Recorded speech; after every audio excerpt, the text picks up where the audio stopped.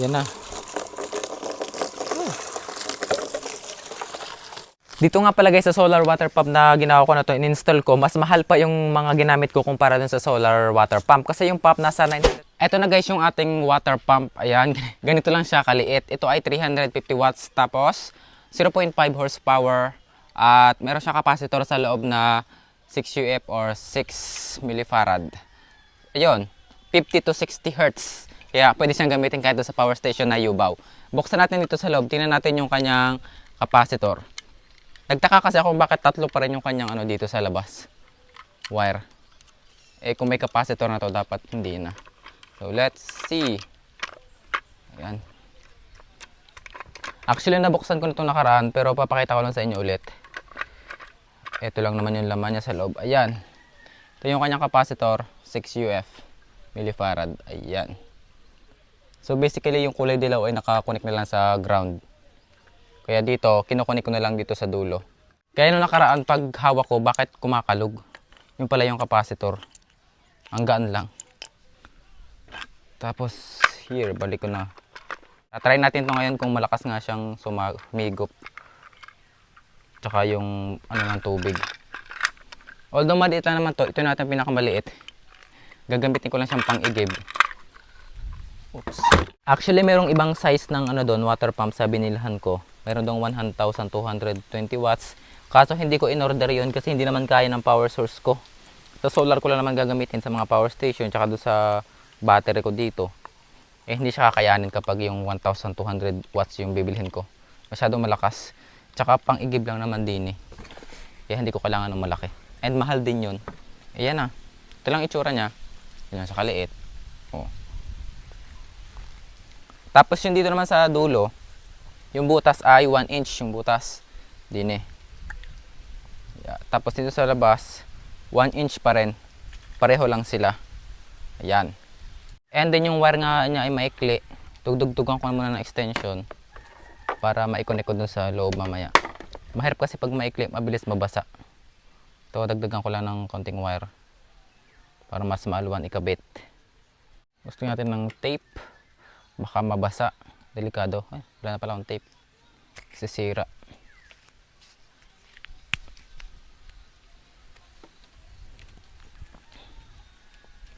Ang reason nga pala guys kung bakit ganito yung binili ko, AC.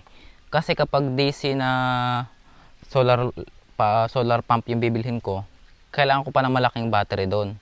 Tapos kailangan yung battery mo malapit sa water pump. E paano kapag iiwanan natin? Diba yung malalayo yung water pump, malayo sa bahay, baka pagbalik mo wala na yung water pump, nanakaw na. Tsaka yung battery. Kaya ginawa ko na lang, ito na lang AC. Para kahit wire na lang yung gamit ko, malapit sa bahay, pwede rin. Tapos hindi naka-standby yung battery sa water pump, hindi sila magkasama. Tsaka kahit mahaba yung wire, okay lang. Eto, nalagyan ko na ng tape yung dalawa. So ito namang isa, balutan ko na rin. Ayan. Tapos yung size nga nito, 1 inch, bumili ako dito sa bahay ng mga panlagay. Ito. Ito, 1 inch naman yung pareho niyan. 35 tong isa. Ito naman ay 25. Hindi ko alam kung magkano dyan sa inyo. Tingnan nyo na lang kung bibili kayo. Pang dito siya, ayan. Saktong-sakto rin naman. Tapos, itong PTF seal type or Teflon. Ano man tawag nyo din eh. Ginagamit ko naman to para dito. Para pag ginanyan mo, hindi siya sumingaw. Hindi nga pala ako expert dito guys ha. Kaya correct me if I'm wrong lang. Kung may mali akong magawa, just correct me lang. Ngayon ko din lang naman to gagawin. Wala naman ako experience dito. So let's try.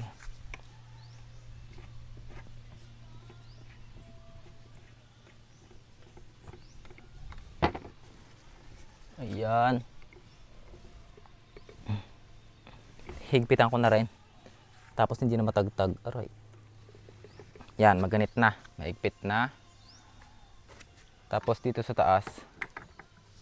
Let's try din natin. Actually, yung mga kapatid ko yung gumagawa ng mga ganito sa amin. Yung mga tubero naming ano. Kaso wala sila. Tsaka hindi ko na rin papagawa sa kanila. Ako na lang yung gagawa. Ako na lang magdi-DIY. Hindi natin malalaman yan, hindi tayo matututo kung hindi natin susubukan. Katulad ng mga solar setup na yan, hindi natin yung malalaman, matututunan kung hindi natin simulan.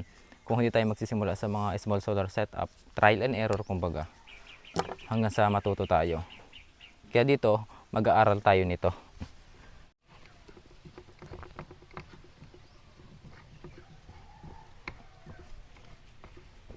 Ito. Ayan. Ito yung gagamitin kong power source, itong U-bow. Then isasaksa ko naman din eh. Oops. Then try natin din kung sisirit nga are. Uy. Kung hihigop. Try lang naman.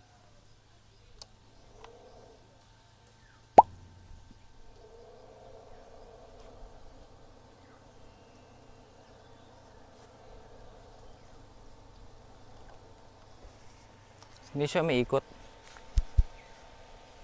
Anong nangyari? Ayun guys, medyo kinabahan ako. Kasi kanina hindi umikot. Akala ko natagtag yung kanyang capacitor. Kasi pagbukas ko. Ang ginawa ko lang, pinaikot ko lang din oh. Ito. Inikot ko lang tong pinakang blower. Yung ano. Hindi naman siya blower. Yung nakakonect sa kanyang LSC. Medyo nag-lock siguro dito. Ginamit ko na kasi to. Siguro napasukan siya ng medyo maganit.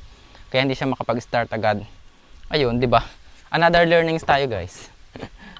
Muntik na. Ang gagawin ko sana mag-return and report na sana ako sa seller eh.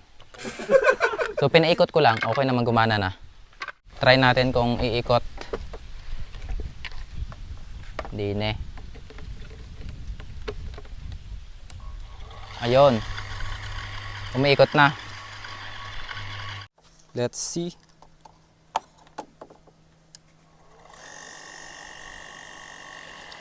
Yo. So ganyan yung kanyang lakas. Pwede na kaya yan.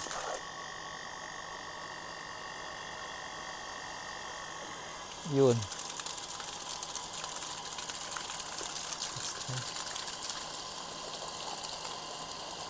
Medyo mahina pero try natin lagyan ng hose.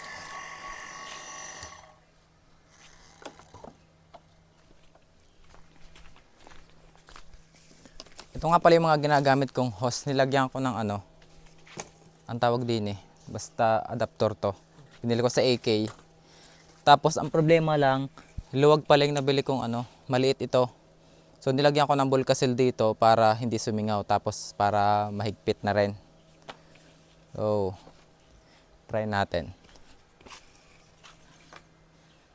Ito yung para din eh. So try natin dito. Kung hihigop. Yan.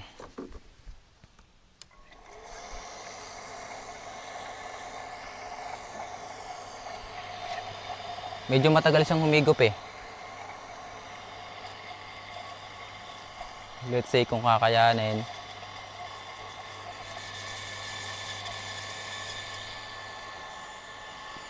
Bigyan natin ng tubig.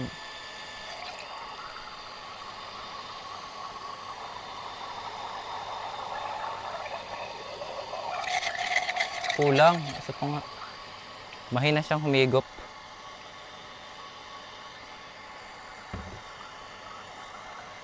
Yun. Yan.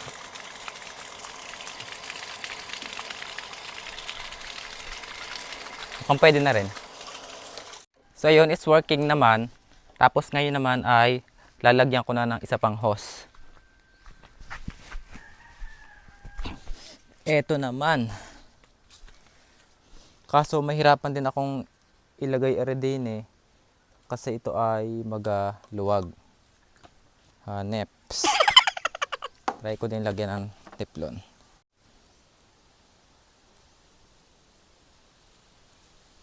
Tapos ito naman ay din sa hose. Yan yung hose natin. Mahaba na rin yan.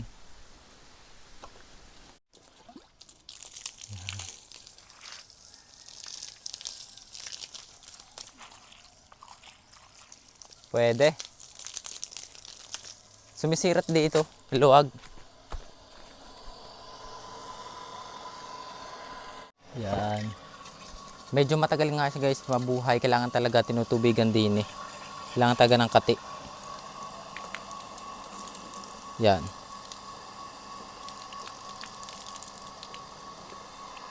Yan na.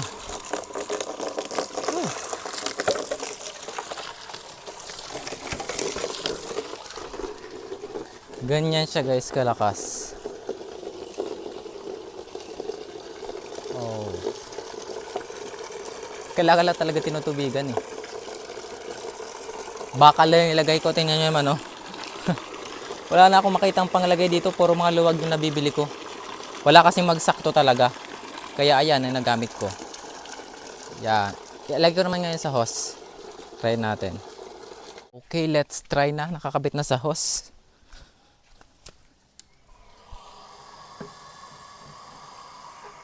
Yun, may tubig na. Tayo mag-igit.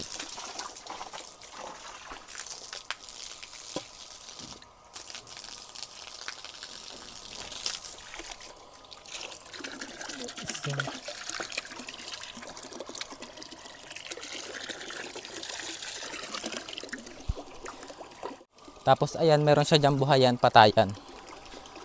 Kapag papatayin, patayin muna dito. Dapat sabay para hindi maubos yung tubig sa laman. Yan. Kapag bubuhayin naman, buhayin ko dito. Tapos din eh. Ayun, buhay. Patayin ko dito. Sabay din eh. The next day. At eto nga guys, ngayon tapos ko nang gawin tong water pump na to.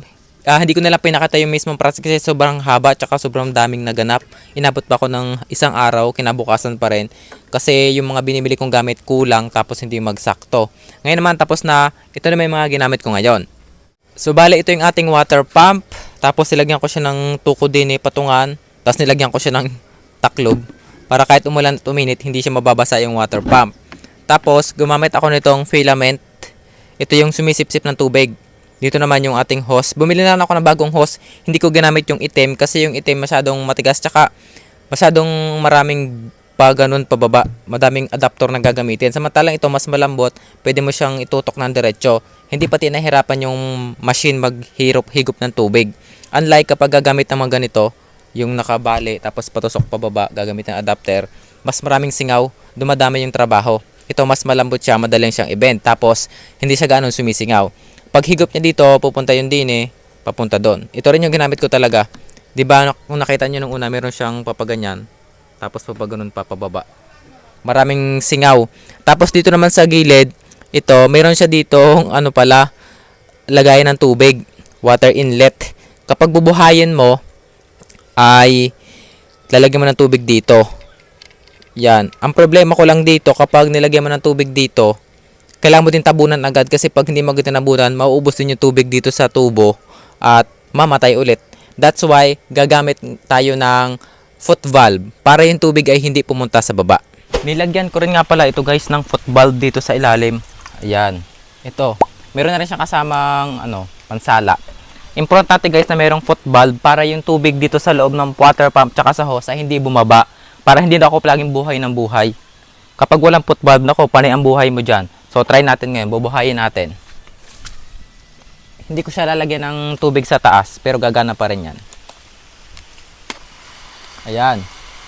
O, pag pinatay mo, kapag walang foot valve, pag pinatay mo, yung tubig pupunta na yun sa baba. Pero dahil na mayroong foot valve, isa pa. Ayan. So, hindi na namamatay.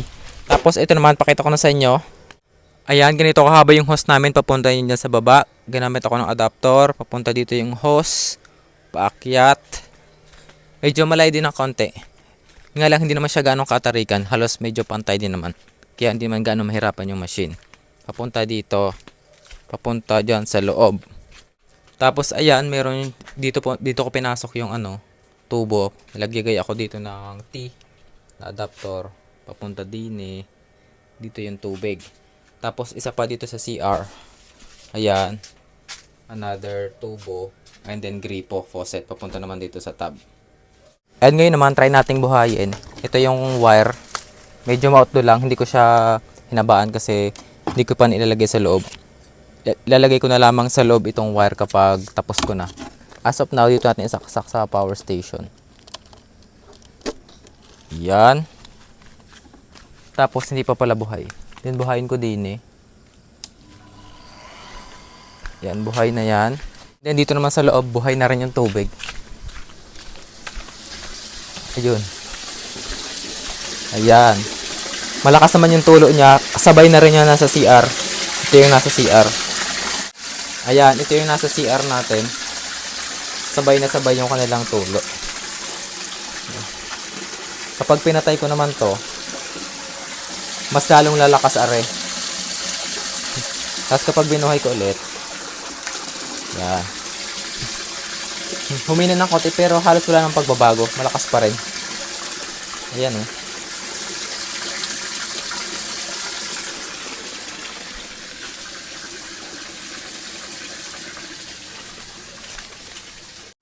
Ayan oh, buhay na siya. Tapos dito naman sa ating power station, yung power na kinukonsume niya ay nasa 250 watts. 'Di ba matipid lang? 350 watts yung maximum power capacity, power rating niyan. Pero as of now, kumukonsume lamang siya ng 250 watts. Depende naman kasi sa kanyang pressure yung power consumption. Kapag nahirapan yung makina, syempre tataas yung kanyang power consumption. Ito naman ang takloban natin. Naka-party box. Ang dugyot. Ito nga palang water pump natin guys ay 50 to 60 Hz na rin. That's why pwede siyang gamitin kahit sa mga 50 Hz na power source. Katulad nito, Yuba Power Station, ito ay ang power output niya ay 50 Hz. Eh wala namang problema ito, 50 to 60. O pwede kahit sa mga inverter, pwede yan. Basta pure sine. Wag lang sa modified sine wave kasi medyo garalgal yan ang iging. Medyo baka masira to. Kaya pure sine wave lang, tsaka 50 to 60 Hz okay lang. And now, magkano nga ba yung nagastos ko dito sa ating buong setup na to? Maliban na lang dun sa hose kasi hindi ko to binili. So number 1, dito sa ating water pump, ito ay nabili ko sa Shopee, 930 pesos. By the way, lahat ng link ay ilalagay ko sa ating description box below at sa ating comment section. 930 pesos, wala pa dun yung shipping fee. And then gumamit ako nitong filament, ito, tapos ito, bali dalawa to. Itong isa ay 35 pesos. Ito namang nandito sa hititan ng tubig ay 25 pesos. Ang size sila ay 1 inches. Tapos gumamit ako nitong hose. Ito yung ginamit ko kasi para pwede mo siyang baliin, hindi siya gaano masingaw. Unlike katulad nito, pag itong ginamit mo, maglalagay ka pa dyan ng papaganyan. Madaming adapter na gagamitin at mas high, mas possible madaming singaw. Kaya hindi ko ginamit, ito na lang. Ito naman ay 2 meter. Kada metro ay 65. So 2 meter siya, bali 130 pesos. And then gumamit ako ng elbow, ito. Ito naman ay 50 pesos. 50 pesos. Tapos, gumamit ako ng foot valve.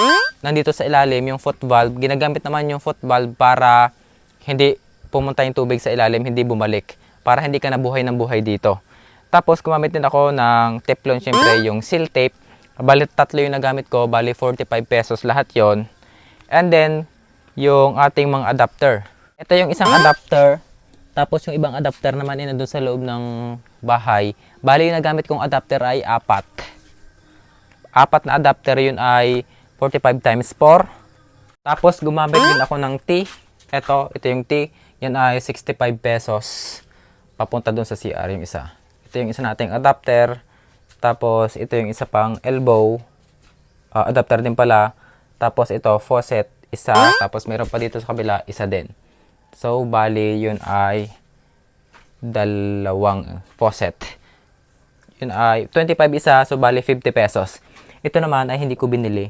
Yan ay kasama sa dyan yung aming host dito na kinuha ko. So, bali, ang total na nagastos ko dito ay nasa 1,730 pesos. Total na yon. Yun nga lang, wala pa dun talaga itong hose. Sobrang mahal pala talaga ng setup na to. Mas mahal pa dito sa water pump.